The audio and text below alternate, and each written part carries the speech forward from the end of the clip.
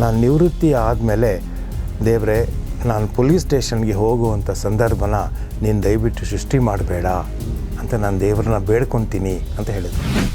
ಅಂದರೆ ದೂರು ಕೊಡೋಕ್ಕೆ ಬಂದವನನ್ನೇ ನೀವು ಅವ್ರ ಮೇಲೆ ನೀವು ರೇಗಿದ್ರೆ ಅಥವಾ ಅವನ ಬಗ್ಗೆ ಬೈದರೆ ಅವನೆಲ್ಲಿಗೆ ಹೋಗಬೇಕು? ಏನು ಸಮಾಚಾರ, ಯಾತಕ್ಕೆ ಈ ಪೊಲೀಸ್ ಸ್ಟೇಷನಲ್ಲಿ ಇಷ್ಟೊಂದು ಗಲಾಟೆ ಆಗ್ತಾ ಇದೆ ಏನು ಅಂತ ಕೇಳಿದ್ರು. ಅವನು it's after all a cycle ಅಂತ ಹೇಳ್ತಾನೆ. It is after all a cycle.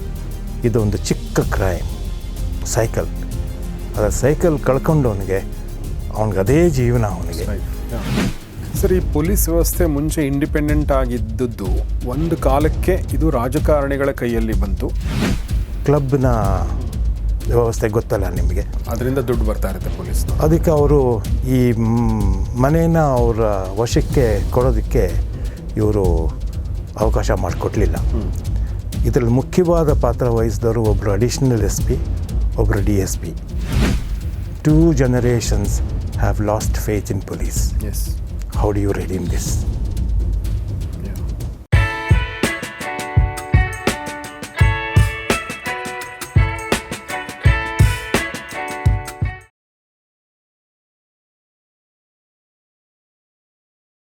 ಸ್ನೇಹಿತರೆ ನಮಸ್ಕಾರ. ಗೌರಿ ಶಕ್ಕಿ ಸ್ಟುಡಿಯೋದ ವಿಶೇಷ ಕಾರ್ಯಕ್ರಮ ನಿಮಗೆಲ್ಲ ಆತ್ಮೀಯ ಸ್ವಾಗತ. ನಾನು ಗೌರಿ ಶಕ್ಕಿ. ನಮ್ಮ ಸ್ಟುಡಿಯೋದಲ್ಲಿ ಇವತ್ತು ಕರ್ನಾಟಕ ರಾಜ್ಯದ ನಿವೃತ್ತ IGP ಅಂದರೆ ನಿವೃತ್ತ ರಾಜ್ಯ ಪೊಲೀಸ್ ಮಹಾನಿರ್ದೇಶಕರಾಗಿರುವಂಥ C. ಚಂದ್ರಶೇಖರ್ ಸರ್ ಇದ್ದಾರೆ. ಬನ್ನಿ ಅವ್ರನ್ನ ವೆಲ್ಕಮ್ ಮಾಡೋಣ. Sir welcome. ನಮಸ್ಕಾರ. ನಮಸ್ಕಾರ. ಸೊ ಚಂದ್ರಶೇಖರ್ ಸರ್ ಜೊತೆಗೆ ನಾವು ಸಾಕಷ್ಟು ಪಾಡ್ಕಾಸ್ಟ್ ಮಾಡಿದ್ದೀವಿ, ಸಂದರ್ಶನಗಳನ್ನ. ಇದಕ್ಕಿಂತ ಮುಂಚೆ ಕೂಡ ಈ ಸರಣಿಯ ಕೊನೆಯ ಪಾಡ್ಕಾಸ್ಟ್ ಇದು. ಇದನ್ನು ನೋಡೋಕ್ಕಿಂತ ಮುಂಚೆ ಅದನ್ನು ಕೂಡ ನೀವು ನೋಡ್ಬೋದು. ಒಂದು ಬಹಳ ಇಂಪಾರ್ಟೆಂಟ್ ಆಗಿರುವಂಥ ಮತ್ತು ನಮ್ಮೆಲ್ಲರೂ ಬಾಧಿಸುವಂಥ ಒಂದು ಪ್ರಶ್ನೆ ಇವತ್ತು ನಾನು ಕೇಳೋಕ್ಕೆ ಇಷ್ಟಪಡ್ತೀನಿ. ಅದೇನೆಂದರೆ, ನಮ್ಮ ಪೊಲೀಸ್ ವ್ಯವಸ್ಥೆ ಬಗ್ಗೆ ಜನರ ಮನಸ್ಸಲ್ಲಿ ಒಂದು ಅಸಮಾಧಾನ ಇದೆ. ಒಂದು ರಸ್ತೆನ ಒಂದು ಪಾನಿಪುರಿ ಹಿಂಗೆ ತಿನ್ಕೊಂಡು ನಿಂತ್ಕೊಂಡಿರ್ತಾರೆ ಹುಡುಗರು. ಸ್ವಲ್ಪ ಅವನು ಪಾನಿಪುರಿ ಅಂಗಡಿ ಸ್ವಲ್ಪ ಅದು ರಸ್ತೆಯನ್ನು ಒತ್ತುವರಿ ಮಾಡಿರುತ್ತೆ ಅಂತ ಅಂದ್ಕೊಳ್ಳಿ. ಸ್ವಲ್ಪ ಲೇಟಾಗಿರುತ್ತೆ. ಪೊಲೀಸರವ್ರನ್ನ ಕರೆಯೋ ರೀತಿ ಅಂದರೆ ಜನಸಾಮಾನ್ಯ ಕರೆಯೋ ರೀತಿಯಿಂದ ಹಿಡ್ಕೊಂಡು, ಅಂದರೆ ಬನ್ನಿರಿ ಇಲ್ಲಿ ಒಂದು ನಿಮಿಷ ಅಂತ ಕರೆಯಲ್ಲ, ಬಾರೋ ಇಲ್ಲಿ ಅಂತ ಕರೆಯೋದಿರ ಅಲ್ಲಿಂದ ಹಿಡ್ಕೊಂಡು, ಮತ್ತು ಬೇರೆ ಬೇರೆ ಶಬ್ದಗಳನ್ನ ಬಳಸೋದ್ರಿಂದ ಹಿಡ್ಕೊಂಡು ಸ್ವಲ್ಪ ಏನಾದರೂ ಕಾನೂನು ಬಾಹಿರ ಚಟುವಟಿಕೆಯಲ್ಲಿ ತೊಡಗಿರುವ ಅನುಮಾನದ ಮೇರೆಗೆ ಅಲ್ಲಿಂದ ಶುರು ಮಾಡಿಕೊಂಡು ಪೊಲೀಸ್ ಸ್ಟೇಷನ್ಗೆ ಹೋದರೆ ನೀವು ಏನಾದರೂ ನೀವು ಹರಕಲ್ ಬಟ್ಟೆ ಹಾಕ್ಕೊಂಡು ನೀವು ಬಡವಂತರ ಇದ್ದರೆ ನಿಮಗೆ ಯಾವ ನ್ಯಾಯ ಸಿಗೋದಾಗಲಿ, ನಿಮಗೆ ಒಂದು ಒಳ್ಳೆಯ ಒಂದು ಟ್ರೀಟ್ಮೆಂಟ್ ಅಂದರೆ ನಿಮಗೊಂದು ಮಾತಾಡಿಸೋದಾಗಲಿ ಯಾವುದೂ ಆಸೆಗಳೇ ಇಟ್ಕೋಬಾರ್ದು ಅನ್ನುವಂಥ ಪರಿಸ್ಥಿತಿಯಿಂದ ಶುರುವಾಗಿ ಅಲ್ಲಿಂದ ಮಧ್ಯದಲ್ಲಿ ಬಂದು ಕೊನೆಯದಾಗಿ ಇವತ್ತು ಗೃಹ ಸಚಿವರು ಮತ್ತು ಮುಖ್ಯಮಂತ್ರಿಗಳು ಕೂಡ ತಮ್ಮ ಭಾಷಣದಲ್ಲಿ ಹೇಳಿದ್ದಾರೆ, ಯಾವುದೇ ಕಾರಣಕ್ಕೂ ಪೊಲೀಸರು ರಿಯಲ್ ಎಸ್ಟೇಟ್ ಏಜೆಂಟ್ಗಳಾಗಬಾರ್ದು, ಪೊಲೀಸ್ ಸ್ಟೇಷನ್ಗಳು ರಿಯಲ್ ಎಸ್ಟೇಟ್ ಅಡ್ಡೆಗಳಾಗಬಾರ್ದು ಅನ್ನೋ ಒಂದು ಮಾತುಗಳನ್ನ ಹೇಳುವ ಪರಿಸ್ಥಿತಿಗೆ ಬಂದಿದೆ. ಸೊ ಹೀಗಾಗಿ ಎಲ್ರಿಗೂ ಗೊತ್ತಿದೆ, ಆದರೆ ಯಾರೂ ಏನೂ ಮಾಡೋಕ್ಕಾಗ್ತಾ ಇಲ್ಲ ಅನ್ನೋಂಥ ಸ್ಥಿತಿಗೆ ಬಂದುಬಿಟ್ಟಿದ್ದೀವಿ. ಮತ್ತು ಪೊಲೀಸರು ಅವರಾದರೆ ಹ್ಯಾಪಿ ಆಗಿದ್ದಾರೆ ಅಂದರೆ ಅವರು ಕೂಡ ಹ್ಯಾಪಿ ಆಗಿಲ್ಲ ಅಂತಲೇ ಭಾಳಷ್ಟು ಸಲ ಹತ್ತಿರ ಹೋದಾಗ ಅನಿಸುತ್ತೆ. ಅವರು ಕೂಡ ತಮ್ಮ ಅಸಮಾಧಾನಗಳಲ್ಲೇ ಇದ್ದಾರೆ ಅಂತ ಅನಿಸುತ್ತೆ. ಸೊ ಹೀಗಾಗಿ ಪೊಲೀಸಿಂಗಲ್ಲಿ ಆಗಬೇಕಾಗಿರೋ ಬದಲಾವಣೆಗಳು ಅಂತಂದರೆ, ಮೊದಲನೇ ಒಂದು ಅಂಶ ನಿಮ್ಮ ಮನಸ್ಸಿಗೆ ಬರುವಂಥದ್ದು ಏನು, ಎದರಿಂದ ಶುರು ಆಗಬೇಕು ಈ ಒಂದು ಬದಲಾವಣೆ? ನೋಡಿ, ಇದು ತುಂಬ ಹಳೆಯ ಸಮಸ್ಯೆ ನೀವು ಹೇಳ್ತಾ ಇರೋದು. ನಮ್ಮ ಮೊದಲನೇ ಪೊಲೀಸ್ ಕಮಿಷನ್ 1857 ಆದಮೇಲೆ ಅಲ್ಲಿವರೆಗೂ ಈಸ್ಟ್ ಇಂಡಿಯಾ ಕಂಪನಿ ಇತ್ತು.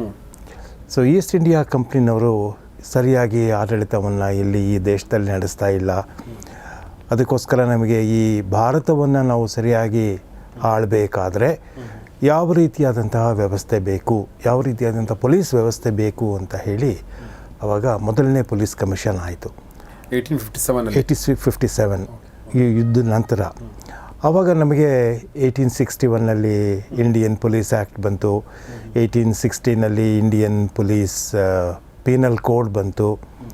ಆಮೇಲೆ ಆವಾಗಲೇ CRPC ಬಂತು. ಆಮೇಲಿಂದ 1872ನಲ್ಲಿ ನಮಗೆ ಇಂಡಿಯನ್ ಎವಿಡೆನ್ಸ್ ಆ್ಯಕ್ಟ್ ಬಂತು. ಈಗ ಇವೆಲ್ಲವೂ ಬದಲಾವಣೆ ಆಗಿದ್ದಾವೆ. ನಮ್ಮ CRPC ಬದಲಾವಣೆ ಆಗಿದೆ, ನಮ್ಮ ಇಂಡಿಯನ್ ಪೀನಲ್ ಕೋಡ್ ಬದಲಾವಣೆ ಆಗಿದೆ, ಈಗ BNS ಆಗಿದೆ. ಆಮೇಲಿಂದ ಇಂಡಿಯನ್ ಎವಿಡೆನ್ಸ್ ಆ್ಯಕ್ಟ್ ಚೇಂಜ್ ಆಗಿದೆ, ಅದು 1872 ಅದು 1870. ಆದರೆ ಇಂಡಿಯನ್ ಪೊಲೀಸ್ ಆ್ಯಕ್ಟ್ ಮಾತ್ರ ಇದುವರೆಗೂ ಇನ್ನೂ ಬದಲಾವಣೆ ಆಗಿಲ್ಲ. ಓಕೆ. ಅದು ನಮ್ಮ ಅತ್ಯಂತ ದೊಡ್ಡ ಬೇಡಿಕೆಗಳಲ್ಲಿ, ಅವಶ್ಯಕತೆಗಳಲ್ಲಿ ಅದು ಒಂದು. ಇಂಡಿಯನ್ ಪೊಲೀಸ್ ಆ್ಯಕ್ಟ್, ಇಂಡಿಯನ್ ಇದು ಪೊಲೀಸ್ ಬಂದಿದೆ ಯಾವಾಗ? 1861ನಲ್ಲಿ. ಇದಾದ್ಮೇಲೆ 1861 ಇನ್ನೂ ಅದೇ ಹಂಗೆ ಇದೆ? ಇನ್ನು ಹಾಗೇನೇ ಇದೆ, ಏನು ಬದಲಾವಣೆ ಆಗಿಲ್ಲ. ಓಕೆ, ಯಾಕಂದ್ರೆ ಅದನ್ನ ಮಾಡಿದ್ದು ಬ್ರಿಟಿಷರು ನಮ್ಮನ್ನು ದಬ್ಬಾಳಿಕೆ ಮಾಡಕ್ಕೆ ಏನ್ ಬೇಕೋ ಅದನ್ನೇ ಸೇರಿಸಿರ್ತಾರೆ ಅಲ್ವಾ? ಹೌದು, ಹೌದು. ಸ್ವಾತಂತ್ರ್ಯ ಬಂದ್ಮೇಲೆ ನಾವು ಫಸ್ಟ್ ಕೆಲಸ ನಾವು ಮಾಡಬೇಕಾಗಿತ್ತು. ಇದುವರೆಗೂ ಆಗಿಲ್ಲ. ಮತ್ತು ಇದಾದಮೇಲೆ 1902ನಲ್ಲಿ ಒಂದು ಫ್ರೇಸರ್ ಕಮಿಷನ್ ಅಂತ ಆಯಿತು. ಸೊ ಫ್ರೇಸರ್ ಕಮಿಷನ್ ಮುಂದೆ ನಮ್ಮ ಸರ್ಕಾರ ಹೇಳಿದ್ದೇನಪ್ಪ ಅಂತಂದರೆ, ಪೊಲೀಸ್ ವ್ಯವಸ್ಥೆಯಲ್ಲಿ ಯಾವ ರೀತಿಯಾದಂಥ ಬದಲಾವಣೆಗಳು ಬೇಕು ಮತ್ತು ಪೊಲೀಸ್ನವ್ರ ಬಗ್ಗೆ ಜನಗಳ ಅಭಿಪ್ರಾಯ ಏನು ಅನ್ನೋದು 2 ವಿಷಯಗಳನ್ನು ನಮ್ಮ ಫ್ರೇಸರ್ ಕಮಿಟಿ ಮುಂದೆ ಇಟ್ಟಿದ್ದರು. ಸೊ ಫ್ರೇಸರ್ ಹೇಳಿದ್ದೇನಪ್ಪ ಅಂತಂದರೆ, ನಾವು ಕ್ರೈಮನ್ನ ಭಾಳ ಸ್ಪೆಷಲ್ಲಾಗಿ ನಾವು ಕನ್ಸಿಡರ್ ಮಾಡಬೇಕು. ಅದಕ್ಕೋಸ್ಕರ ಕ್ರಿಮಿನಲ್ಸ್ ಬಗ್ಗೆ ನಮಗೆ ಯಾವಾಗಲೂ ಅವ್ರ ಬಗ್ಗೆ ವಿಶೇಷವಾದ ಗಮನ ಹರಿಸೋದಕ್ಕೆ ಒಂದು ವ್ಯವಸ್ಥೆ ಬೇಕು ಅಂತೆಲ್ಲ ಹೇಳಿಬಿಟ್ಟು ಅವರ ಕೊಟ್ಟ ಶಿಫಾರಸು ಏನಪ್ಪ ಅಂತಂದರೆ, ನಮ್ಮಲ್ಲಿ ಒಂದು CID ಅಂತ ಇರಬೇಕು, ಕ್ರಿಮಿನಲ್ ಇನ್ವೆಸ್ಟಿಗೇಷನ್ ಡಿಪಾರ್ಟ್ಮೆಂಟ್. ಈ CID ಮುಖಾಂತರ ನಮ್ಮಲ್ಲಿ ಎಲ್ಲ ಕ್ರಿಮಿನಲ್ಗಳ ಮೇಲೆ ಒಂದು ವಿಶೇಷವಾದ ನಿಗಾ ಯಾವಾಗಲೂ ಇಟ್ಕೋಬೇಕು ಅಂತ ಹೇಳಿದರು. ಸೊ ಕ್ರಿಯೇಷನ್ ಆಫ್ CID ಮತ್ತು ಇನ್ನೊಂದು ಪೊಲೀಸ್ನವ್ರ ಬಗ್ಗೆ ಸಾರ್ವಜನಿಕರ ಮನಸ್ಸಿನಲ್ಲಿ ಇರೋ ಅಭಿಪ್ರಾಯ ಏನು ಅಂತ ಕೇಳ್ತು ಆವಾಗ. ಸೊ ಫ್ರೇಸರ್ ಕಮಿಟಿ ಇದಕ್ಕೆ ಹೇಳಿದ್ದು 2 ಪದಗಳು, ಕರಪ್ಟ್ ಆ್ಯಂಡ್ ಒಪ್ರೆಸಿವ್. ಭ್ರಷ್ಟರು ಮತ್ತು ದಬ್ಬಾಳಿಕೆ ಮಾಡುವಂತಹ ಜನಗಳು ಅನ್ನೋ ಒಂದು ಮಾತನ್ನು 1902ನಲ್ಲಿ ಹೇಳಿದರು. ಇದು ಇದುವರೆಗೂ ಬದಲಾವಣೆ ಆಗಿದೆ ಅಂತ ನನಗೆ 1902 ಅಂದರೆ 120 ವರ್ಷ ಆಯಿತು. 120 ವರ್ಷ ಆಯಿತು. 123 ವರ್ಷ ಆಗಿರೂ ಈ ಅಭಿಪ್ರಾಯಗಳು ಸಾರ್ವಜನಿಕರ ಮನಸ್ಸಿನಲ್ಲಿ ಹೋಗಿಲ್ಲ. ನಮ್ಮದು ಬ್ರಿಟಿಷ್ ವ್ಯವಸ್ಥೆಗೆ ಸೇರಿದ್ವಿ. ಅದಾದಮೇಲಿಂದ ನಮಗೊಂದು ಪೀಪಲ್ ಫ್ರೆಂಡ್ಲಿ ಪೊಲೀಸ್ ಬೇಕು ಅನ್ನೋದ್ರ ಬಗ್ಗೆ ಬರೀ ಮಾತುಕತೆ ನಡೀತಾ ಇದೆಯೇ ಹೊರತು ಅದ್ರ ಬಗ್ಗೆ ಏನು ಬದಲಾವಣೆಗಳು ಕಂಡು ಬರ್ತಾ ಇಲ್ಲ. ಮತ್ತು ಕೊನೆಗೆ ಹೇಳಿದರು, ಲೆವೆಲ್ ಆಫ್ ಎಜುಕೇಷನ್ ಜಾಸ್ತಿ ಆದರೆ ಸರಿ ಹೋಗಬಹುದೇನೋ ಅಂತ ಒಂದು ಆಲೋಚನೆ ಬಂತು. ಸೊ ಹಾಗಾಗಿ ಮೊದಲಾದರೆ ನಿಮಗೆ ಆರ್ಮ್ಡ್ ಪೊಲೀಸ್ಗೆ ಬರೀ ಸ್ಕೂಲ್ ಓದಿದರೆ ಸಾಕು, ಅವರು armed police DR district armed reserve ಇತ್ತಲ್ಲ, ಅದಕ್ಕೆ ಸೇರ್ಬೋದಾಗಿತ್ತು ಅಂತ ಆಯಿತು. ಸಿವಿಲ್ ಪೊಲೀಸ್ ಆಗಬೇಕಾದ್ರೆ ಬರೀ SSLC ಸಾಕಿತ್ತು ಅಂತ ಆಗಿತ್ತು. ಇವಾಗ ಅದು PUC ಅಂತ ಮಾಡಿದ್ದಾರೆ. ನಾನೇ ನೋಡಿದ್ದೀನಿ ಎಷ್ಟೋ ಸರಿ ಗ್ರ್ಯಾಜುಯೇಟ್ಸ್, ಪೋಸ್ಟ್ ಗ್ರ್ಯಾಜುಯೇಟ್ಸ್, PhD ಮಾಡ್ತಾ ಇರೋರು ಸಹ ಪೊಲೀಸ್ ಕಾನ್ಸ್ಟೇಬಲ್ ಆಗಿ ಬರಬೇಕು ಅಂತ ಅವರು ಅರ್ಜಿ ಸಲ್ಲಿಸ್ತಾ ಬಂದಿದ್ದಾರೆ. ಸೊ ಈ ಎಜುಕೇಷನ್ ಜಾಸ್ತಿ ಆದ ಹಾಗೆ ಕೆಲವು ಈ ಬಿಹೇವಿಯರಲ್ ಚೇಂಜಸ್ ಆಗತ್ತಾ ಅನ್ನೋ ಒಂದು ದೃಷ್ಟಿಯಿಂದ ಇದನ್ನು ಮಾಡ್ತಾ ಇದ್ದೀವಿ. ಬಟ್ ಅದು ಆಗ್ತಾ ಇಲ್ಲ. ಅದು ಯಾಕೆ ಅಂತಂದರೆ ನಮ್ಮಲ್ಲಿ ಈ ಪೊಲೀಸ್ ಕಲ್ಚರ್ ಅಂತ ಇದೆಯಲ್ಲ, ಆ ಕಲ್ಚರ್ ಬಹಳ ಎಷ್ಟು ಬಲಿಷ್ಠವಾಗಿ ಇರುತ್ತೆ, ಅವಾಗ ಈ ರೀತಿಯಾದಂತಹ ಬದಲಾವಣೆಗಳು ಆಗೋದು ಸ್ವಲ್ಪ ಕಷ್ಟ ಆಗತ್ತೆ. ಸೊ ಇವಾಗ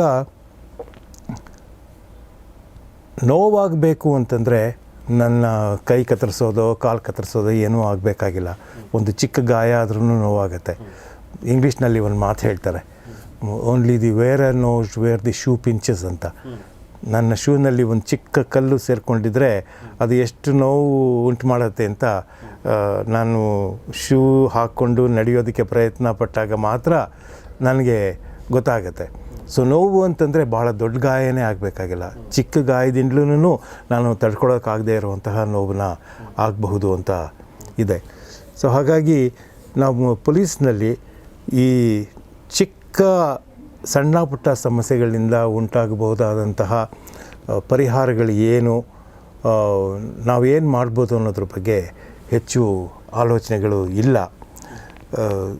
ಮೊದಲನೇದಾಗಿ ನಾನು ಯಾವಾಗಲೂ ಪೊಲೀಸ್ನಲ್ಲಿ ಹೇಳ್ತಾ ಇದ್ದೀನಿ, ಯಾರಾದರೂ ಪೊಲೀಸ್ ಸ್ಟೇಷನ್ಗೆ ಬಂದರೆ ಮೊದಲನೇದಾಗಿ ನಾವು ಪೊಲೀಸ್ನವರು ಸೌಜನ್ಯದಿಂದ ವರ್ತಿಸಬೇಕು.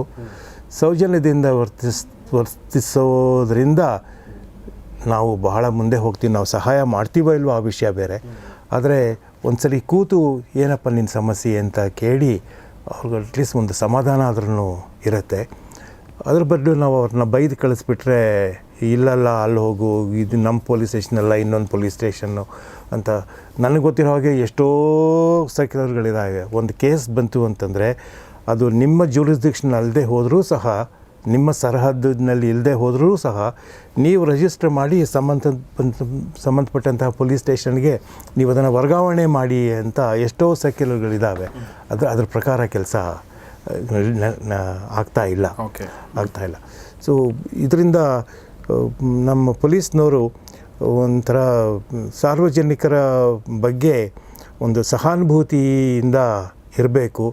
ಅವರ ಸಮಸ್ಯೆಗಳನ್ನು ಅರ್ಥ ಮಾಡಿಕೊಂಡು ಎಷ್ಟರ ಮಟ್ಟಿಗೆ ಆ ಸಮಸ್ಯೆಗಳಿಗೆ ಪರಿಹಾರ ಕಂಡುಹಿಡಿಬಹುದೋ ಅದರ ವಿಷಯದಲ್ಲಿ ಒಂದು ಪ್ರಾಮಾಣಿಕ ಪ್ರಯತ್ನ ನಡೆದರೆ ಅದು ತುಂಬ ಸಹಾಯ ಆಗತ್ತೆ ಅಂತ ನನಗೆ ಅನಿಸುತ್ತೆ. ಸರ್, ಎರಡು ವಿಚಾರ ಮನಸ್ಸಿಗೆ ಬಂದು. ಒಂದೇನಂದ್ರೆ ನೀವು ಪೊಲೀಸ್ ಕಲ್ಚರ್ ಅಂತ ಹೇಳಿದ್ರಿ. ನನ್ನ ಸ್ನೇಹಿತ ಒಬ್ಬ ಇದೆ ಸರ್, ನಾನು ಜೊತೆಲೇ ನಾವು ಬ್ಯಾಚುಲರ್ ಡಿಗ್ರಿ ಓದಿದ್ದು. ಆಮೇಲೆ ಅವನು ತುಂಬ ತುಂಬ ಚೆನ್ನಾಗಿದ್ದ, ವೆರಿ ನಾರ್ಮಲ್ ಗೈ. ಓಕೆ, ಬಾಯಲ್ಲಿ ಕೆಟ್ಟ ಶಬ್ದಗಳು ತುಂಬ ಅಪರೂಪಕ್ಕೆ ಬರ್ತಿದ್ವು. ಅದೆಲ್ಲ ನಾನು ನೋಡಿದ್ದೀನಿ. ಆಮೇಲೆ ಅವನು ಪೊಲೀಸ್ ಇನ್ಸ್ಪೆಕ್ಟರ್ ಆದ. ಆಮೇಲೆ ಒಂದು ಸಲ ಅವ್ನು ಪೊಲೀಸ್ ಸ್ಟೇಷನ್ಗೆ ಹೋಗಿದ್ದೆ.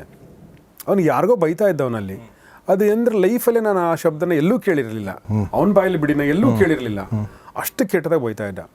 ಯಾಕೋ ಹಿಂಗೆ ಅಂದಾಗ, ಇಲ್ಲಿ ಹಿಂಗೆ ಇರಬೇಕಾಗತ್ತೆ, ನಿಂಗೆ ಗೊತ್ತಾಗಲ್ಲ ಅಂತ ಏನೋ ಅಂದ. ಅದು ಸೊ ಹಾಗೆ ಒಬ್ಬ ನಾರ್ಮಲ್ ವ್ಯಕ್ತಿ ಕೂಡ ಅಲ್ಲಿ ಹೋಗಿ ಆ ಥರ ಒಪ್ರೆಸಿವ್ ಆಗಿಬಿಡ್ತಾನ ಅನ್ನೋದು ಒಂದು ಇದೆಯಲ್ಲ, ಅದು ಭಾಳ.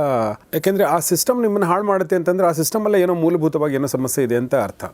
ಎರಡನೇ ವಿಚಾರ ನಾನು ಏನು ಹೇಳಬೇಕು ಅಂದ್ಕೊಂಡ್ರೆ, ಒಂದು ವಿಕ್ಟಿಮ್ಸ್ ಪರ್ಸ್ಪೆಕ್ಟಿವ್ ಅನ್ನೋದು ಇದೆಯಲ್ಲ, ಅದ್ರ ಬಗ್ಗೆ ನಾವು ಮಾತಾಡ್ಬೇಕು ಅನ್ಸುತ್ತೆ. ಅಂದರೆ ದೂರು ಕೊಡೋಕ್ಕೆ ಬಂದವನನ್ನೇ ನೀವು ಅವ್ರ ಮೇಲೆ ನೀವು ರೇಗಿದ್ರೆ ಅಥವಾ ಅವನ ಬಗ್ಗೆ ಬೈದರೆ ಅವನು ಎಲ್ಲಿಗೆ ಹೋಗಬೇಕು? ಸೊ ಇದ್ರ ಬಗ್ಗೆ ಏನು ಹೇಳಕ್ಕೆ ಇಷ್ಟಪಡ್ತೀರಿ? ವಿಕ್ಟಿಮ್ನ ಬೈಯೋದು ಒಂದು. ಇನ್ನೊಂದೇನಪ್ಪ ಅಂತಂದರೆ, ಅವನ ಸಮಸ್ಯೆ ನಿಮ್ಮ ದೃಷ್ಟಿನಲ್ಲಿ ಅದು ದೊಡ್ಡ ಸಮಸ್ಯೆ ಆಗಿಲ್ಲದೆ ಇರಬಹುದು, ಆದರೆ ಅವನಿಗೆ ಅದು ದೊಡ್ಡ ಸಮಸ್ಯೆ. ನನಗೆ ಒಬ್ಬರು ತುಂಬ ಹೆಚ್ಚು ಅನುಭವಸ್ಥ ಪೊಲೀಸ್ ಆಫೀಸರ್ ಒಬ್ಬರು ಸಿಕ್ಕಿದ್ರು. ಅವರು ನಿವೃತ್ತಿ ಹಂತದಲ್ಲಿ ಇದ್ದರು. ಆಗ ಯಾರೋ ಒಬ್ರು ಕೇಳಿದ್ರು, ನೀವು ನಿವೃತ್ತಿ ಆಗ್ತಿದ್ರಿ, ನಿಮ್ಮ ಮನಸ್ಸಿನ ಆಲೋಚನೆಗಳು ಏನು ಅಂತ. ಅವ್ರು ಹೇಳಿದ್ದು ನನ್ನ ಮನಸ್ಸಿನಲ್ಲಿ ಉಳಿದೋಗ್ಬಿಟ್ಟಿದೆ. ಎಷ್ಟರ ಮಟ್ಟಿಗೆ ಅಂತಂದರೆ ಇದನ್ನು ನಾನು ಎಲ್ಲ ಕಡೆಗೂ ಹೇಳ್ತಿದ್ದೀನಿ. ಅವ್ರು ಏನು ಹೇಳಿದ್ರಪ್ಪ ಅಂತಂದರೆ, ಹೌದು ನಾನು ನಿವೃತ್ತಿ ಆಗ್ತಿದ್ದೀನಿ, ನನಗೆ ದೇವರಲ್ಲಿ ಒಂದೇ ಒಂದು ಪ್ರಾರ್ಥನೆ ಇದೆ. ಅದೇನಪ್ಪ ಅಂತಂದರೆ, ನಾನು ನಿವೃತ್ತಿ ಆದಮೇಲೆ ದೇವರೇ, ನಾನು ಪೊಲೀಸ್ ಸ್ಟೇಷನ್ಗೆ ಹೋಗುವಂಥ ಸಂದರ್ಭನ ನೀನು ದಯವಿಟ್ಟು ಸೃಷ್ಟಿ ಮಾಡಬೇಡ ಅಂತ ನಾನು ದೇವರನ್ನ ಬೇಡ್ಕೊತೀನಿ ಅಂತ ಹೇಳಿದರು. ಪೊಲೀಸ್ನಲ್ಲಿ ಎಷ್ಟು ಗೌರವ ಸಂಪಾದಿಸ್ಬೋದೋ ಅಷ್ಟು ಗೌರವನ ಸಂಪಾದಿಸಿದ್ರು ಅವರು. ಜನಗಳ ಪ್ರೇಮನ ಅಷ್ಟೊಂದು ದೊಡ್ಡದಾಗಿ ಸಂಪಾದನೆ ಮಾಡಿದರು. ಅವ್ರಿಗೆ ಏನೇನು ಮೆಡ್ಲ್ಗಳು ಕೊಡ್ಬೋದೋ ಅವೆಲ್ಲ ಬಂದಿತ್ತು ಅವ್ರಿಗೆ. ಅಂಥ ವ್ಯಕ್ತಿ ಅವರು ನಿವೃತ್ತಿ ಹೊಂದೋ ಸಮಯದಲ್ಲಿ ಹೇಳಿದಂತಹ ಮಾತು. ಇದನ್ನು ನಾನು ನನ್ನ ಪೊಲೀಸ್ ಟ್ರೈನಿಂಗ್ ಕಾಲೇಜ್ನಲ್ಲೂ ಹೇಳ್ತಾ ಇದ್ದೆ. ಈ ರೀತಿ ಒಬ್ಬ ಪೊಲೀಸ್ ಅಧಿಕಾರಿಯ ಮನಸ್ಸಿನಲ್ಲೇ ಈ ರೀತಿ ಬಂತು ಅಂತಂದರೆ, ಇನ್ನು ಬೇರೆಯವ್ರ ಮನಸ್ಸಿನಲ್ಲಿ ಯಾವ ರೀತಿಯಾದಂಥ ಆಲೋಚನೆ ಬರ್ಬೋದು, ನೀವು ಯೋಚನೆ ಮಾಡಿ ಅಂತ ಹೇಳಿಬಿಟ್ಟು, ಇಂಥ ವಿಷಯಗಳಲ್ಲಿ ನಮ್ಮೆಲ್ಲರೇ ಒಂದು ಆತ್ಮಾವಲೋಕನ ಆಗಬೇಕು ಅಂತ ನಾನು ಹೇಳ್ತಾ ಇದ್ದೆ. ಆಮೇಲಿಂದ ನಾನು ಅವ್ರಿಗೆ ಸೆಕೆಂಡ್ ವರ್ಲ್ಡ್ ವಾರ್ ಆದಮೇಲೆ ಯುರೋಪ್ನಲ್ಲಿ ಒಂದು ದೊಡ್ಡ ಡಿಪ್ರೆಷನ್ ಆಯಿತು. ಆ ಡಿಪ್ರೆಷನ್ ಟೈಮ್ನಲ್ಲಿ ಒಂದು ಇಟಾಲಿಯನ್ ಫಿಲ್ಮ್ ಮೇಕರ್ ಡೆಸಿಕಾ ಅನ್ನೋರು ಒಂದು ಸಿನಿಮಾ ತೆಗೆದಿದ್ದಾರೆ, ವಿಕ್ಟೋರಿಯಾ ಡೆಸಿಕಾ. ಆ ಸಿನಿಮಾದ ಹೆಸರು ಬೈಸಿಕಲ್ ಥೀಫ್ ಅಂತ. ಇದು ಬ್ಲ್ಯಾಕ್ ಆ್ಯಂಡ್ ವೈಟ್ ಎರ. ಇದರಲ್ಲಿ ಅವನ ಸಂಸಾರ ಇರುತ್ತೆ, ಹೆಂಡತಿ ಮಕ್ಕಳು ಪ್ಲಸ್ ಡಿಪೆಂಡೆಂಟ್ಸ್, ಇಷ್ಟೊಂದು ಜನ ಒಂದು ಸ್ಲಮ್ ಥರದ ಏರಿಯಾನಲ್ಲಿ ಇರ್ತಾರೆ. ಇವನಿಗೆ ಕೆಲಸ ಇಲ್ಲ. ಅವನಿಗೆ ಆದರೆ ಇಷ್ಟೊಂದು ಜನರಿದ್ದಾರೆ, ಅಷ್ಟೊಂದು ಜನ ಸಾಕೋದು ಇವನ ಜವಾಬ್ದಾರಿ. ಕೊನೆಗೆ ಎಲ್ಲೆಲ್ಲಿ ನಾವು ಹೋದ್ರೂ ಇವನಿಗೆ ಎಲ್ಲೂ ಕೆಲಸ ಸಿಗೋದಿಲ್ಲ.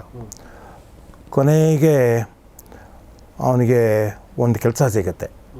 ಅದೇನಪ್ಪ ಅಂತಂದರೆ ಈ ಪೋಸ್ಟರ್ ಅಂಟಿಸೋದು, ಆ ಕೆಲಸ ಸಿಗತ್ತೆ. ಆಗ ಅವ್ರು ಹೇಳ್ತಾರೆ, ನಾನು ಈ ಕೆಲಸ ಕೊಡ್ತೀನಿ, ಆದರೆ ನಿನಗೆ ಒಂದು ಸೈಕಲ್ ಇರಬೇಕು. ಸೈಕಲ್ ಇಲ್ಲದೆ ಹೋದರೆ ಇಲ್ಲಿಗೆ ಬೇಕಾಗಿರೋ ಪದಾರ್ಥಗಳನ್ನ ನೀನು ತೊಗೊಂಡೋಗೋಕ್ಕಾಗಲ್ಲ.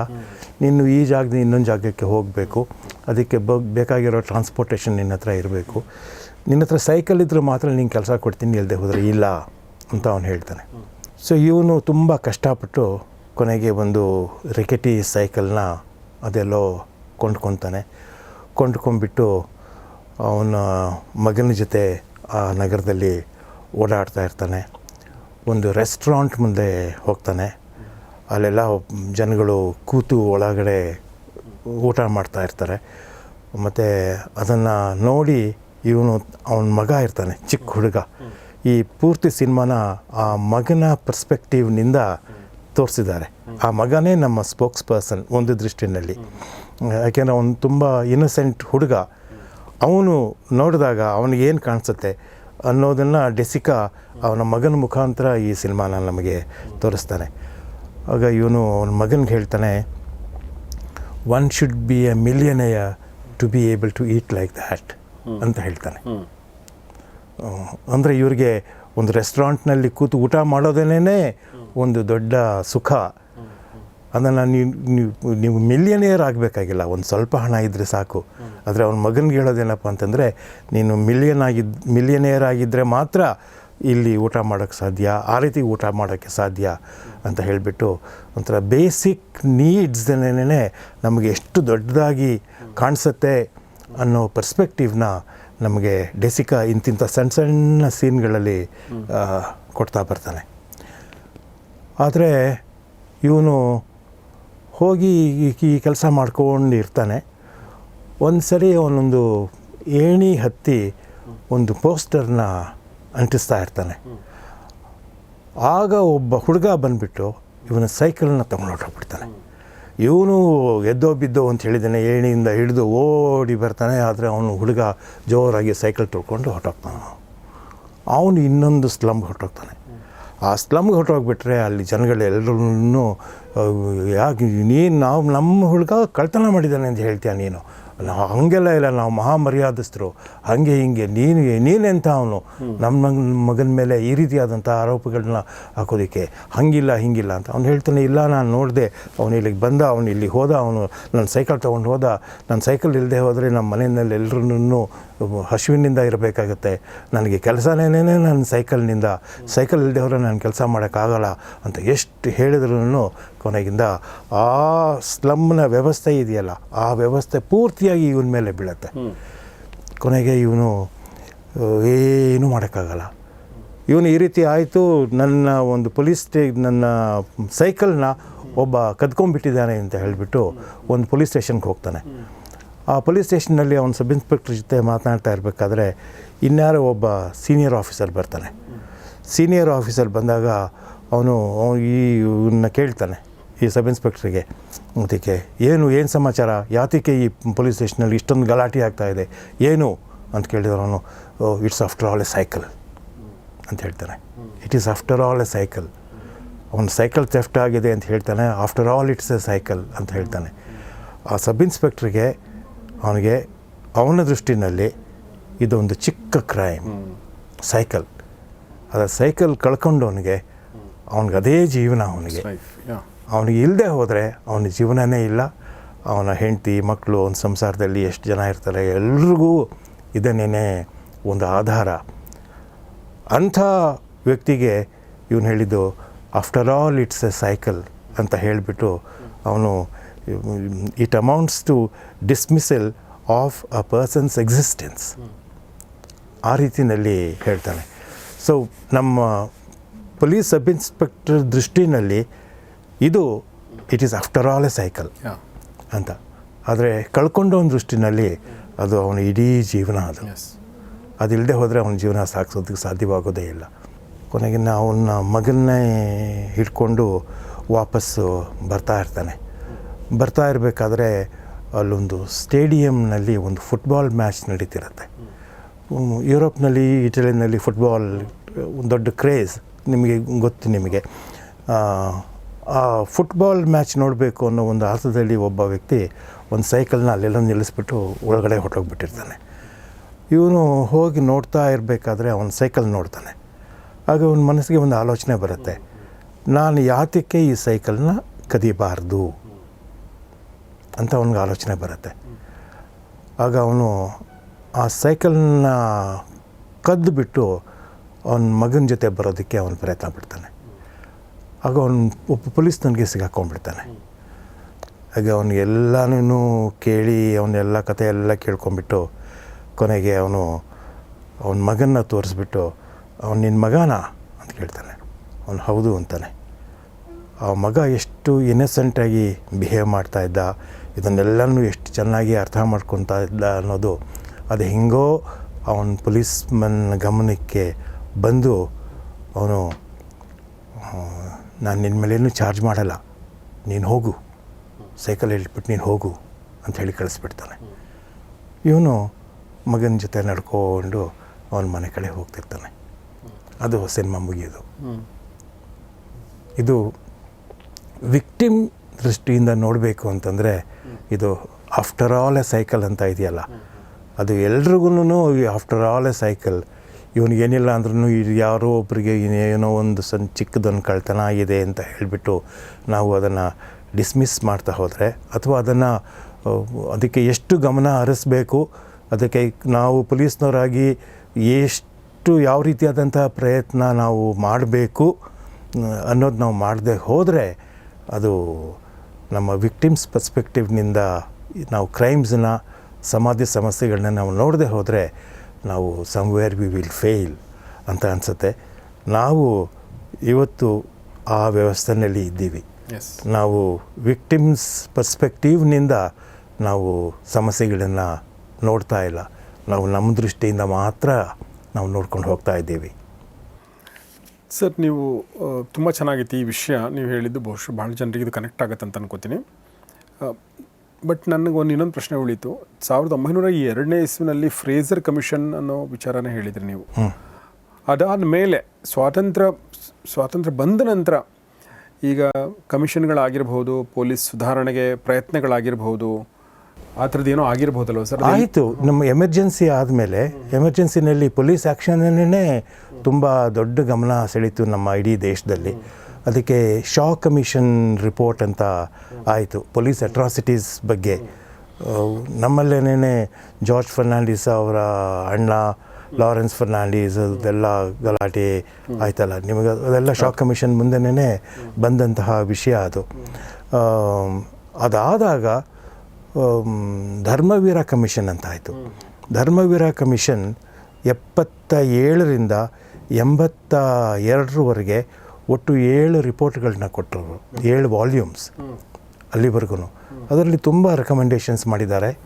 ಅದರಲ್ಲಿ ಪೊಲೀಸ್ನಲ್ಲಿ ಎಜುಕೇಷನ್ ಲೆವೆಲ್ ಜಾಸ್ತಿ ಆಗಬೇಕು, ಮತ್ತು ಎಲ್ಲದಕ್ಕಿಂತಲೂ ಮುಖ್ಯವಾಗಿ ನಾವು ಪೊಲೀಸ್ನವ್ರಿಗೆ ವಸತಿ ಸೌಕರ್ಯಗಳನ್ನು ಕಲ್ಪಿಸ್ಕೊಡ್ಬೇಕು. ನಮ್ಮ ಸ್ಟಡಿನಲ್ಲಿ ಎಷ್ಟೋ ಜನ ಪೊಲೀಸ್ನವರು ಅವರು ಸ್ಲಮ್ನಲ್ಲೇ ಉಳ್ಕೊಂಡಿದ್ದಾರೆ. ಅವನು ಸ್ಲಮ್ಮಿನ ವಾತಾವರಣದಿಂದ ಅವನು ಪೊಲೀಸ್ ಸ್ಟೇಷನ್ಗೆ ಬಂದಾಗ ಅವನಿಗೆ ಸುತ್ತಮುತ್ತ ಅವನ ಮನಸ್ಸಲ್ಲಿರೋದೆಲ್ಲನೂ ಆ ಸ್ಲಮ್ನ ಮೆಕ್ಯಾನಿಸಮ್ ಏನಿದೆ ಅದೇನೇ ಅವನ ಮನಸ್ಸಲ್ಲಿರುತ್ತೆ. ಸ್ಲಮ್ಮಿಂದ ಬರೋವಂಥ ಒಬ್ಬ ಪೊಲೀಸ್ನವನಿಗೆ ನೀವು ಪೊಲೀಸ್ ಸ್ಟೇಷನ್ಗೆ ಕರ್ಕೊಂಡು ಬಂದಾಗ ಅವನಿಗೆ ಯಾವ ರೀತಿಯಾದಂತಹ ನೀವು ಬದಲಾವಣೆಗಳನ್ನು ನಿರೀಕ್ಷೆ ಮಾಡಲಿಕ್ಕೆ ಸಾಧ್ಯ.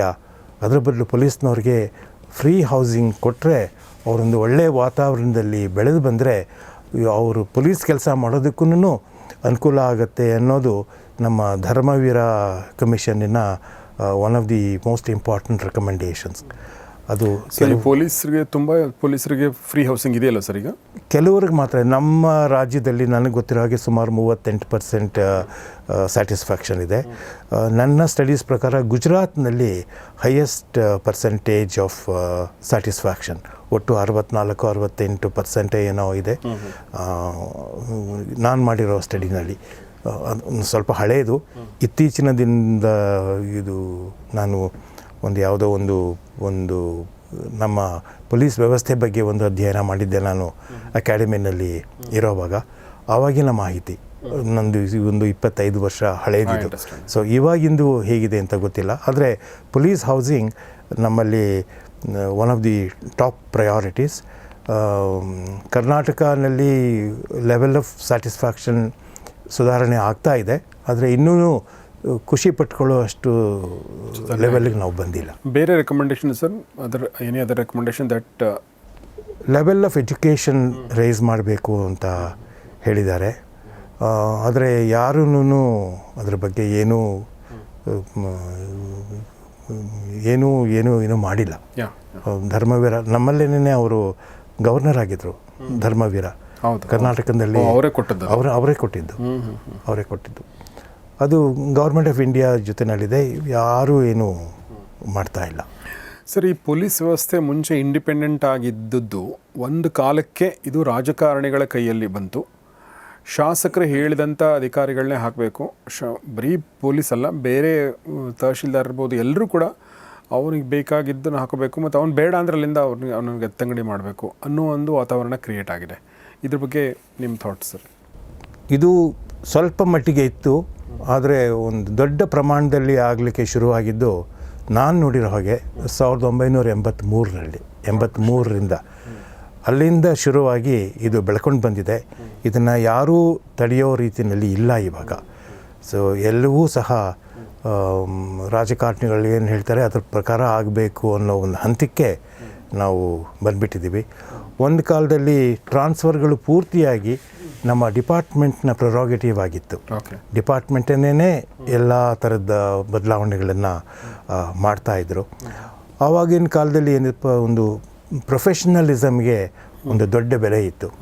ಒಬ್ಬ ವ್ಯಕ್ತಿಗೆ ಯಾವುದೋ ಒಂದು ವಿಶೇಷವಾದ ಗುಣ ಇದೆ, ಮತ್ತು ಈ ಒಂದು ಪೊಲೀಸ್ ಸ್ಟೇಷನ್ನಲ್ಲಿ ಅಥವಾ ಒಂದು ಏರಿಯಾನಲ್ಲಿ ಈ ರೀತಿಯಾದಂಥ ಸಮಸ್ಯೆ ಇದೆ, ಇವನನ್ನು ಅಲ್ಲಿಗೆ ಹಾಕಿದ್ರೆ ಆ ಸಮಸ್ಯೆ ಬಗೆಹರಿಯುತ್ತೆ ಅನ್ನುವ ಅರಿವು ನಮ್ಮ ಇಲಾಖೆಗೂ ಇತ್ತು, ನಮ್ಮ ಹಿರಿಯ ಅಧಿಕಾರಿಗಳಿಗೂ ಇತ್ತು.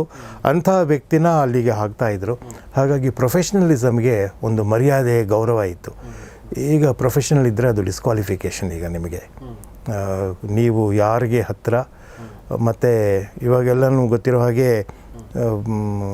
ಹಣ ಇಲ್ಲದೇನೆ ಯಾವ ರೀತಿಯಾದಂತಹ ವರ್ಗಾವಣೆನೂ ಆಗ್ತಾಯಿಲ್ಲ. ಇಲಾಖೆ ಏನೂ ಮಾಡೋ ಸ್ಥಿತಿನಲ್ಲಿ ಇಲ್ಲ. ಸೊ ಇವಾಗ ಏನಾಗ್ಬಿಟ್ಟಿದೆ ಅಂತಂದರೆ, ಹಣ ಕೊಟ್ಟು ಬಂದಂತಹ ವ್ಯಕ್ತಿಗೆ ಅವನ ಮುಂದೆ ಒಂದು 1 ಪಾಯಿಂಟ್ ಪ್ರೋಗ್ರಾಮ್ ಬರುತ್ತೆ. ನಾನು ಹಣ ಕೊಟ್ಟು ಇಲ್ಲಿಗೆ ಬಂದಿದ್ದೀನಿ, ನಾನು ಹಣ ಮಾಡ್ಕೊಂಡು ಹೋಗ್ತೀನಿ ಅಂತ ಇರ್ತಾನೆ.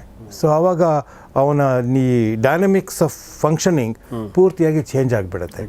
ಈಗ ನನಗೆ ಇದು ಸಾರ್ವಜನಿಕರ ಸಮಸ್ಯೆ, ನಾನು ಆ ಸಮಸ್ಯೆ ಬಗೆಹರಿಸೋ ರೀತಿಯಲ್ಲಿ ನಾನು ಕೆಲಸ ಮಾಡಬೇಕು ಅನ್ನೋದು ಹೋಗಿಬಿಟ್ಟು ಕೊನೆಗೆ ನಾನು ಇಲ್ಲಿ ಇರೋದಕ್ಕೆ ಏನು ಮಾಡಬೇಕು ಮತ್ತು ನಾನು ಮುಂದೆ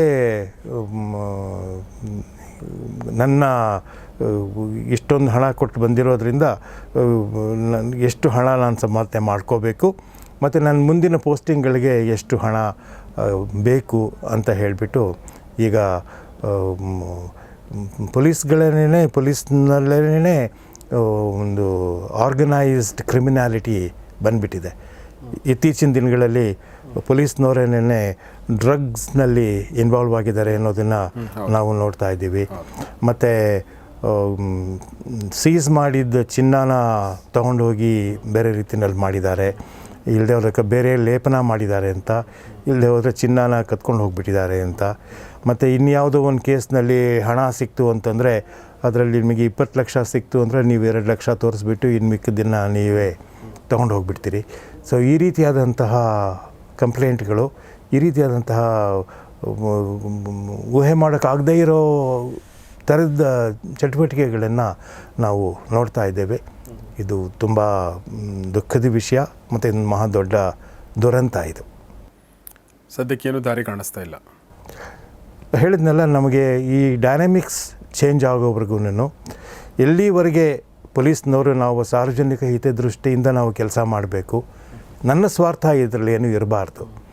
ಅದರಲ್ಲಿ ನಾನು ಇರೋದರಿಂದ ನಾನು ಇಲ್ಲಿಂದ ಈ ಹಣ ಅಥವಾ ಬೇರೆ ರೀತಿಯಾದ ಅಂಶಗಳು ನಿಮ್ಮ ಮುಂದೆ ಪ್ರಯಾರಿಟಿ ಆದಾಗ ನಿಮಗೆ ಲಾ ಆ್ಯಂಡ್ ಆರ್ಡರ್ ಮತ್ತು ಸಾರ್ವಜನಿಕ ಹಿತಾಸಕ್ತಿ ನಿಮ್ಮ ಮುಂದೆ ಬರದೇ ಹೋದರೆ ಏನೂ ಆಗೋದಿಲ್ಲ. ನೋಡಿ, ನಮಗೆ ಸಬ್ ಇನ್ಸ್ಪೆಕ್ಟರ್ ರಿಕ್ರೂಟ್ಮೆಂಟ್ ನಾನು 97ರಲ್ಲಿ ಇದ್ರ ಬಗ್ಗೆ ಒಂದು ಅಧ್ಯಯನ ಮಾಡಿದಾಗ ಆವಾಗ 850 ಪೊಲೀಸ್ ವೇಕೆನ್ಸಿ ಇತ್ತು ನಮ್ಮ ಕರ್ನಾಟಕ ರಾಜ್ಯದಲ್ಲಿ. ಆವಾಗ ಪ್ರತಿ ವರ್ಷಕ್ಕೆ 250 ಜನ ಪೊಲೀಸ್ ಸಬ್ ಇನ್ಸ್ಪೆಕ್ಟರ್ ವೇಕೆನ್ಸಿಗಳು ಬರ್ತಾಯಿತ್ತು. ಆದರೆ ಅಕಾಡೆಮಿನಲ್ಲಿ ಇದ್ದಂತಹ ಫೆಸಿಲಿಟಿ ಫಾರ್ ಟ್ರೈನಿಂಗ್ 200 ಜನಕ್ಕೆ ಮಾತ್ರ. ಸೊ ಈ ವರ್ಷ ನನಗೆ 850 ಇತ್ತು ಅಂತಂದರೆ ಈ ವರ್ಷ ಇನ್ನೂ 250 ವೇಕೆನ್ಸಿಗಳನ್ನ ಸೇರಿಸ್ಕೊಂಡ್ರೆ ನನಗೆ 1100 ಆಗತ್ತೆ ವೇಕೆನ್ಸಿಗಳಾಗತ್ತೆ.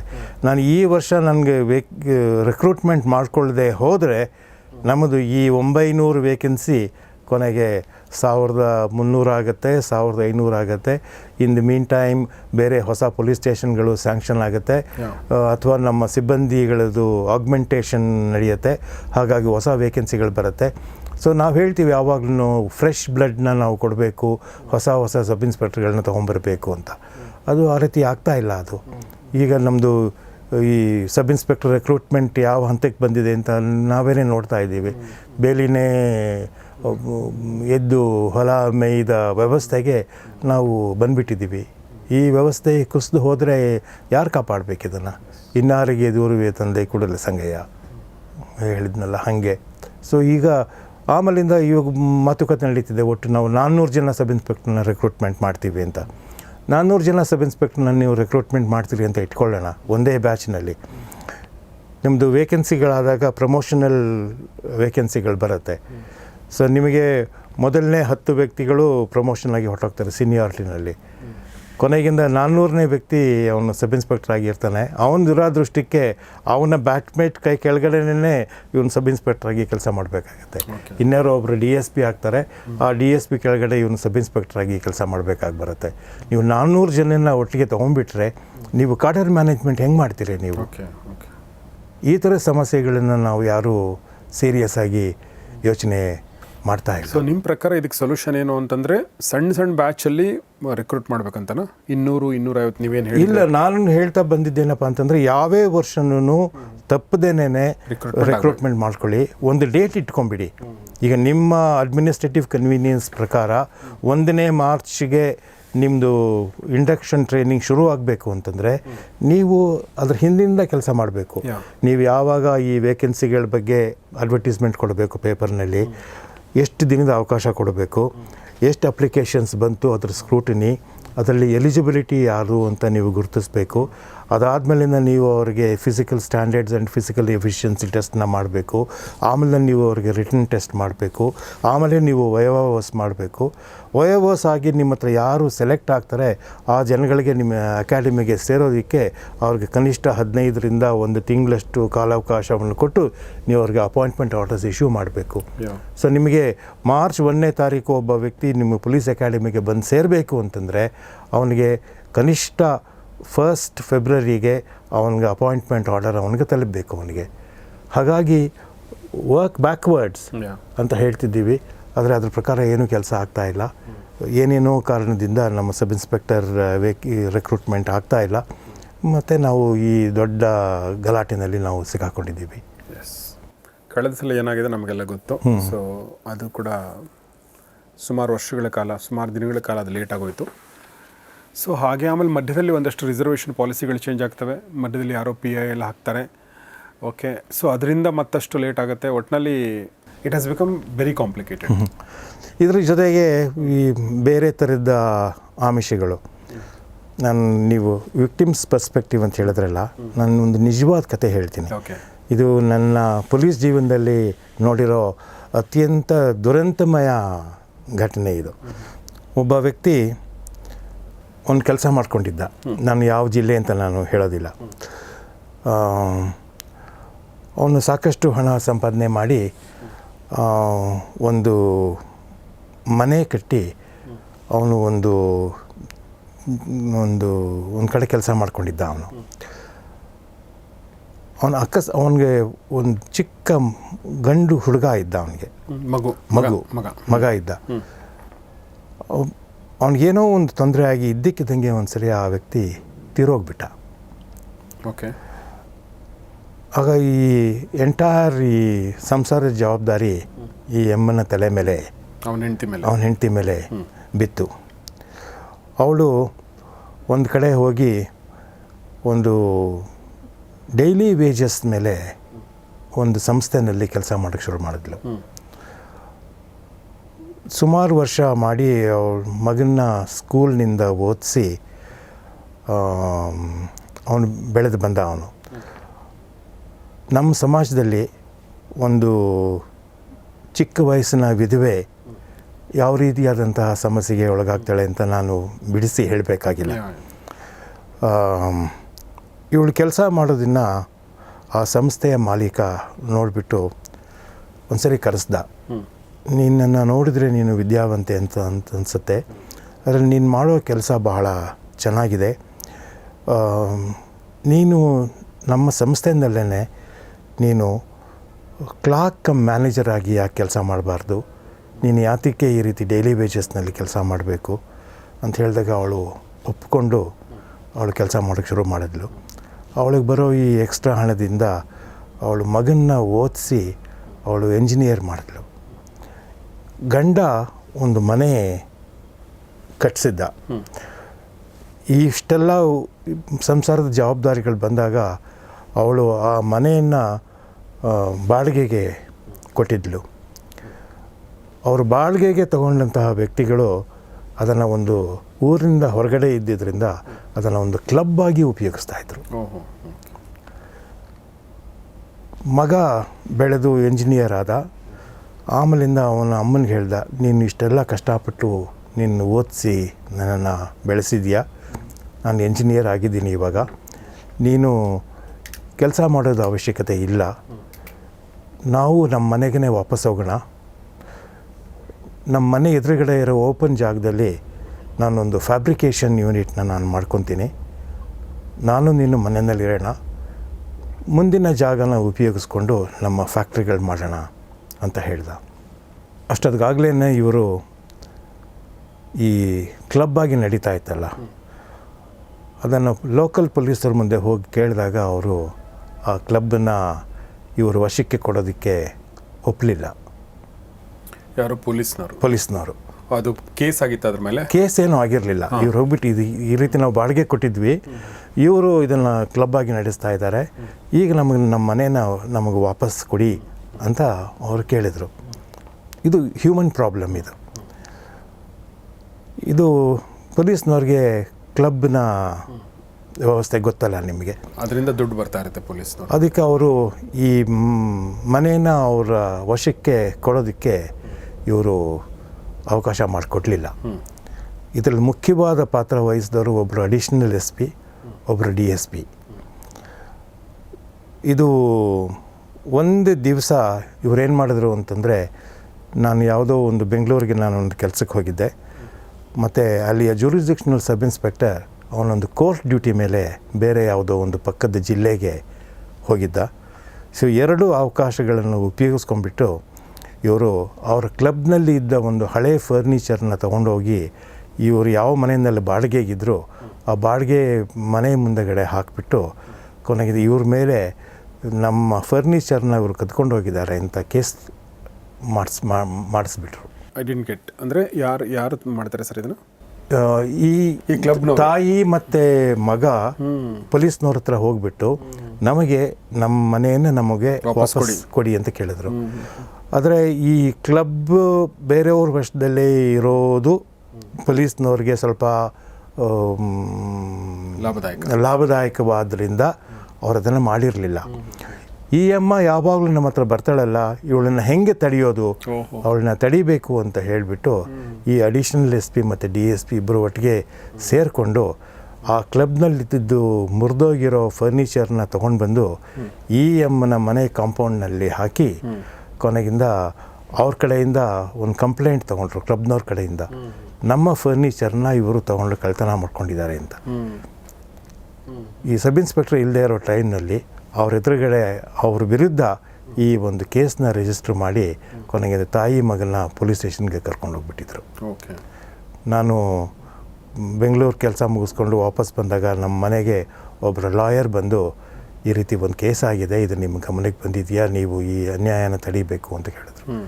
ನಾನು ಹೋಗಿ ನೋಡಿದ್ರೆ ಅವ್ರು ಹೇಳಿದಷ್ಟು ನಿಜ ಆಗಿತ್ತು.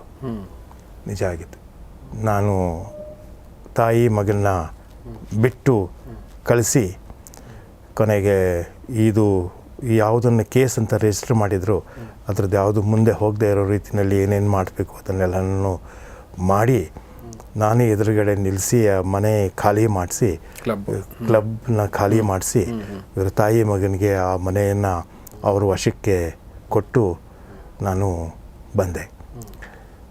ಇವಾಗ ನೀವು ದಯವಿಟ್ಟು ಯೋಚನೆ ಮಾಡಿ, ಈ ತಾಯಿ ಮಗನಿಗೆ ಪೊಲೀಸ್ನವ್ರ ಬಗ್ಗೆ ಒಳ್ಳೆಯ ಅಭಿಪ್ರಾಯ 2 ಜನರೇಷನ್ಗೆ ಇರೋಕ್ಕೆ ಸಾಧ್ಯನಾ? ನೀವೇನು ಬೇಕಾದ್ರೂ ಮಾಡಿ, ನಾನು ಮಾಡಿದ್ದು ಅವ್ರಿಗೆ ಮರಿಬೋದು, ಆದರೆ ಅವ್ರ ತೊಂದರೆ ಅನುಭವಿಸಿದ್ರಲ್ಲ, ಇವರು ಓಡಾಡಿಸಿ ಕೊನೆಗೆ ಇವ್ರ ಮೇಲೇ ಕೇಸ್ ಹಾಕಿಸಿ ಇವರನ್ನೇ ಪೊಲೀಸ್ ಲಾಕಪ್ನಲ್ಲಿ ಹಾಕ್ಸಿದ್ರಲ್ಲ, ಅದನ್ನು ಅವ್ರು ಮರೆಯೋಕ್ಕೆ ಸಾಧ್ಯನಾ? 2 generations have lost faith in police. Yes. How do you redeem this? ಇದನ್ನು ನೀವು victims perspective, here is a helpless mother and a son who wants to give relief to the mother, let us help them ಅನ್ನುವ ಒಂದು ಧೋರಣೆ ಪೊಲೀಸ್ನಲ್ಲಿ ಬೆಳೆದೇ ಹೋದರೆ ಇದೇನಾಗುತ್ತೆ ನೋಡಿ.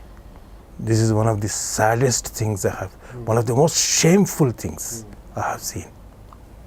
ಇವತ್ತು additional SP ಸತ್ತೋಗಿದ್ದಾನೆ, ಅವನು DSPನೇ ಸತ್ತೋಗಿದ್ದಾನೆ, ಆ ವಿಷಯ ಬೇರೆ. ಇದನ್ನು ಡಿವೈನ್ ಜಸ್ಟಿಫಿಕೇಷನ್ ಅಂತ ಹೇಳ್ತೀವೋ ಏನೋ ಬೇರೆ, ಆದರೆ ಇದು ನಿಜವಾಗ್ಲೂ ನಡೆದಿರೋವಂಥ ಘಟನೆ. ಆದರೆ ಆ ಟೈಮಲ್ಲಿ ಅವ್ರು ಅನುಭವಿಸಿರೋ ಕಷ್ಟ ಸತ್ಯ ಅಲ್ವಾ? ಸತ್ಯ. ಆಮೇಲೆ ಏನೇ ಆಗ್ಬೋದು, ಅವ್ರು ಏನೇ ಆದ್ರೂ ಅವ್ರು ಏನು ಯಾವ ರೀತಿಯಾದ ತೊಂದರೆಗೊಳಗಾಗಿದ್ರು ಅದನ್ನು ಅವ್ರು ಮರೆಯೋಕ್ಕೆ ಸಾಧ್ಯ ಇಲ್ಲ. ಎಕ್ಸಾಕ್ಟ್ಲಿ. ತಾಯಿ ಮತ್ತು ಮಗ ಅವರು ಪೊಲೀಸ್ ಬಗ್ಗೆ ನೀವು ನಂಬಿಕೆ ಇಟ್ಕೊಂಡಿರಿ, ಪ್ರೀತಿ ವಿಶ್ವಾಸ ಇಟ್ಕೊಂಡಿರಿ ಅಂತಂದರೆ ಹೆಂಗೆ ಸಾಧ್ಯ? ಇದನ್ನು ನಾನು ಪೊಲೀಸ್ ಅಕಾಡೆಮಿಯಲ್ಲಿರಬೇಕಾದ್ರೆ ನಮ್ಮ ಪ್ರೊಬೇಷನರ್ಸ್ಗೆ ಹೇಳಿ, ನೀವು ನನಗೆ ನನ್ನ ಮುಂದೆ ಒಂದು ಓತ್ ತಗೋಬೇಕು, ಒಂದು ಪ್ರಮಾಣ ವಚನ ಸ್ವೀಕಾರ. ನೀವು ಎಲ್ಲಿವರೆಗೆ ಪೊಲೀಸ್ನಲ್ಲಿ ಇರ್ತೀರಿ ಅಲ್ಲಿವರೆಗೂ ನೀವು ಇಂಥ ಒಂದು ಘಟನೆಗೆ ಅವಕಾಶ ಮಾಡಿಕೊಳ್ಬಾರ್ದು, ಅಥವಾ ನಿಮ್ಮ ಕೈ ಕೆಳಗಡೆ ಕೆಲಸ ಮಾಡೋ ಸಿಬ್ಬಂದಿ ವರ್ಗದಿಂದ ಈ ರೀತಿಯಾದಂಥ ದೌರ್ಜನ್ಯ ನಡೀಬಾರ್ದು, ನಡೀದೇ ಇದ್ದಾಗ ನೀವು ನೋಡ್ಕೋಬೇಕು ಅಂತ ಹೇಳಿ ನಾನು ಅವ್ರಿಗೆ ಒಂದು ಚಿಕ್ಕ ಓತ್ ಟೇಕಿಂಗ್ ಒಂದು ಸೆರೆಮನಿ ಮಾಡಿಸಿದ್ದೆ ನಾನು. ಇದು ವಿಕ್ಟಿಮ್ಸ್ ಪರ್ಸ್ಪೆಕ್ಟಿವ್ಗೆ ಇನ್ನೊಂದು ಉದಾಹರಣೆ. ಎಸ್, ಇದು ವಿಕ್ಟಿಮ್ ಪರ್ಸ್ಪೆಕ್ಟಿವಿಂದ ನೋಡಿದರೆ ಮಾತ್ರ ನ್ಯಾಯ ಸಿಗೋಕ್ಕೆ ಸಾಧ್ಯ. ಮತ್ತು ಭಾಳಷ್ಟು ಜನ ಪೊಲೀಸರು ಅಲ್ಲಿ ಹೋದ ತಕ್ಷಣ ಬದಲಾಗ್ತಾರೆ ಅನ್ನೋದು ಎಷ್ಟು ವಿಚಿತ್ರ ಅನಿಸುತ್ತಂದರೆ, ಭಾಳಷ್ಟು ಜನ ಪೊಲೀಸರು ಕೆಳ ಮಧ್ಯಮ ವರ್ಗದಿಂದ ಬಡತನದಿಂದ ಬಂದವರು ಆಗಿರ್ತಾರೆ, ಮತ್ತು ಆ ಕಷ್ಟಗಳನ್ನ ಅವರು ಕೂಡ ಅನುಭವಿಸಿರ್ತಾರೆ. ಪೊಲೀಸರಿಂದ ಪ್ರಾಯಶಃ ಅವರು ದೌರ್ಜನ್ಯ ಅನುಭವಿಸಿರ್ತಾರೆ, ಆದರೆ ಅವರು ಬಂದ ತಕ್ಷಣ ಅವರು ಕೂಡ ಬದಲಾಗ್ತಾರೆ. ಇದು ದುರಂತ ಅಂತ ಅನ್ಸುತ್ತೆ ನನಗೆ. ಪ್ರಾಯಶಃ ಈ ಥರದ ವಿಚಾರಗಳು ಇನ್ನೂ ಸ್ವಲ್ಪ ಪರ್ಕ್ಯುಲೇಟ್ ಆಗಬೇಕು, ಮತ್ತು ಏನೇನು ರೆಕಮೆಂಡೇಷನ್ಸ್ ಇದೆ ಅದ್ರ ಬಗ್ಗೆ ಸರ್ಕಾರ ಯೋಚನೆ ಮಾಡಬೇಕು. ಬಟ್ ಸರ್ಕಾರ ಖಂಡಿತ ಇದನ್ನು ಯೋಚನೆ ಮಾಡಲ್ಲ, ಯಾಕೆಂದರೆ ಸರ್ಕಾರಕ್ಕೆ ಈಗಿರೋ ಸಿಸ್ಟಮ್ ಅನುಕೂಲ ಇದೆ. ಹೀಗಾಗಿ ಅವರು ಅಂದರೆ ಇಡೀ ಪೊಲೀಸ್ನವ್ರ ಜುಟ್ಟನ್ನು ತಮ್ಮ ಕೈಯಲ್ಲಿ ಇಟ್ಕೊಂಡು ಏನು ಕೂತ್ಕೊಂಡಿದೆ, ಅದನ್ನು ಯಾರು ಬಿಡ್ಸೋಕ್ಕೆ ಸಾಧ್ಯ, ಯಾರು ಅದನ್ನು ಚೇಂಜ್ ಮಾಡೋಕ್ಕೆ ಸಾಧ್ಯ? ಹೀಗಾಗಿ ಅಲ್ಲಂತೂ ಬದಲಾವಣೆಗಳು ಕಾಣ್ತಾ ಇಲ್ಲ. ಪೊಲೀಸ್ ಡಿಪಾರ್ಟ್ಮೆಂಟಲ್ಲೇ ಏನಾದರೂ ಆಗಬೇಕಾಗಿರೋ ಬದಲಾವಣೆಗಳು ಸ್ವಯಂ ಪ್ರೇರಣೆಯಿಂದ ಸಮಾಜಮುಖಿಯಾಗಿ ಅದು ಆಗ್ಬೋದು ಅನ್ನೋದನ್ನು ನಾವು ಸುಮ್ಮನೆ ವಿಶ್ಫುಲ್ ಥಿಂಕಿಂಗ್ ಅಂತಾರಲ್ಲ, ಆಗ್ಬೋದು ಅಂಥೇಳಿ ಸುಮ್ಮನೆ ಅಂದ್ಕೊಳ್ಳೋಣ ಅಷ್ಟೇ, ಗೊತ್ತಿಲ್ಲ. ಬಟ್ ಈ ವಿಚಾರಗಳನ್ನ ಅದ್ಭುತವಾಗಿ ನಮಗೆ ಹೇಳಿದಂಥ, ಬಟ್ ಸಮಾಜದ ಪಾತ್ರ ಇದರಲ್ಲಿ ತುಂಬ ಮುಖ್ಯ. ಓಕೆ, ನಿಮ್ಮ ಸಮಾಜ ಬದಲಾವಣೆ ಬೇಕು ಅಂತ ಹೇಳಿದೆ ಹೋದರೆ, ಆ ಬದಲಾವಣೆ ಬೇಕು ಅಂಥೇಳಿ ಅದಕ್ಕೆ ಯಾವ ರೀತಿಯಾದಂಥ ಕ್ರಮ ತಗೋಬೇಕು ಅದನ್ನು ತಗೊಳ್ಳದೆ ಹೋದರೆ ಅದು ಪೊಲೀಸ್ನವರಿಂದ ಆಗಲಿ ಅಥವಾ ಸರ್ಕಾರದಿಂದ ಆಗಲಿ ಆಗೋದಿಲ್ಲ. ಅದಕ್ಕೆ ಈ ಪುಷ್ ನಮಗೆ ಸಮಾಜದಿಂದ ಬರಬೇಕು. ಸೊ ರೆಸ್ಪಾನ್ಸಿಬಿಲಿಟಿ ನಮ್ಮ ಮೇಲಿದೆ. ಆ ರೆಸ್ಪಾನ್ಸಿಬಿಲಿಟಿ ಹೇಗೆ ನಿಭಾಯಿಸ್ತೀವಿ ಮತ್ತು ಆ ಪುಷನ್ನು ಹೇಗೆ ಕೊಡ್ತೀವಿ ಅನ್ನೋದು ನನಗೆ ಗೊತ್ತಿಲ್ಲ. ಎಲ್ಲರೂ ಯೋಚನೆ ಮಾಡಬೇಕಾಗಿದೆ. ಇಷ್ಟು ಹೇಳ್ತಾ ಇವತ್ತಿನ ಎಪಿಸೋಡ್ ಮುಗಿಸ್ತಾ ಇದ್ದೀನಿ. ಸೊ ಇದನ್ನೆಲ್ಲವನ್ನೂ ನಮಗೆ ಹೇಳಿದಂಥ ನಿವೃತ್ತ IGP ಸಿ ಚಂದ್ರಶೇಖರ್ ಸರ್ಗೆ ನಿಮ್ಮೆಲ್ಲರ ಪರವಾಗಿ ಧನ್ಯವಾದಗಳು ಸರ್. Thank you. ನಮಸ್ಕಾರ. ನಮಸ್ಕಾರ. ಸೊ ಸ್ನೇಹಿತರೆ, ಈ ಕುರಿತಾಗಿ ನಿಮ್ಮ ಅನಿಸಿಕೆಗಳು ದಯವಿಟ್ಟು ಕಮೆಂಟ್ ಬಾಕ್ಸಲ್ಲಿ ತಿಳಿಸಿ ಮತ್ತು ನಿಮ್ಮೆಲ್ಲ ಸ್ನೇಹಿತರೊಂದಿಗೆ ಶೇರ್ ಮಾಡಿ. ವಿಶೇಷವಾಗಿ ಪೊಲೀಸ್ ಡಿಪಾರ್ಟ್ಮೆಂಟಲ್ಲಿರುವಂಥವ್ರಿಗೆ ಅಥವಾ ಪೊಲೀಸ್ ಆಗಬೇಕನ್ನುವಂಥವ್ರಿಗೆ ಶೇರ್ ಮಾಡಿ ಅಂತ ಹೇಳ್ತಾ ಇವತ್ತಿನ ಎಪಿಸೋಡ್ ಮುಗಿಸ್ತೀನಿ. ನೋಡ್ತಾ ಇರಿ ಗೌರಿ ಶೆಟ್ಟಿ ಸ್ಟುಡಿಯೋ, ನೋಡ್ತಾ ಇರಿ ಒಳ್ಳೆ ಕಾರ್ಯಕ್ರಮಗಳನ್ನ. ನಮಸ್ಕಾರ.